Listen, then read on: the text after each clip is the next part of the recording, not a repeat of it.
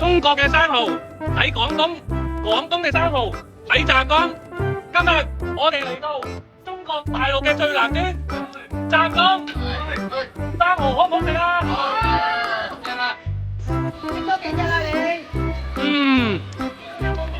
一陣啖啖嘅海水嘅味道，好鮮甜啊！今日帶團衝到湛江金牛島紅樹林，開啟超正嘅生蠔盛宴。我哋先搭船去到生蠔基地，一上岸，基地嘅老細就超熱情，即刻落手落腳採生蠔。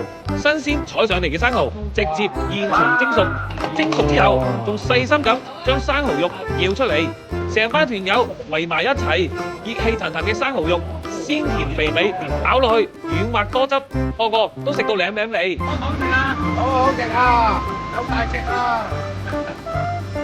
湛江生蠔好唔好食啊？好食！呢趟旅程唔單止大飽口福，更沉浸式咁體驗到湛江生蠔文化，從採收到品嚐嘅全過程，真係太過癮啦！然後我哋入住喺湛江白天鵝酒店，呢間酒店以現代設計為主調，用簡約流暢嘅線條，襯埋落地大玻璃窗，將湛江本土文化同白天鵝嘅特色元素完美融合。一入門就感覺到非常之有格調，390尺嘅豪華客房、獨立浴缸、雪櫃一應俱全，仲有超正嘅無邊際泳池同埋健身房，無論想打卡影相定係 keep fit 運動都得。最正嘅係酒店位於湛江赤坎市中心，行街宵夜揼骨都好方便。夜晚我哋安排喺酒店食豪華自助晚餐，中西菜式琳琅滿目，總有一款啱你口味，保證令大家食得滋味，食得滿足。而旅程中最令人期待嘅美味，就係銀嶺嘅鮑魚海鮮、蒜香海韻、蒸沙蟲宴。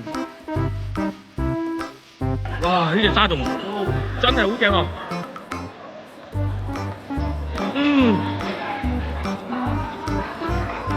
入口軟嫩，又好爽口彈牙，咬落去嗰個鮮味慢慢喺個口入面滲出嚟，鹹香回甘，好有海洋嘅味道啊！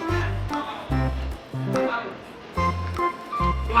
呢隻沙蟲口感好特別，軟香之餘又好有嚼頭，鮮味唔會太濃烈，食落去好舒服啊！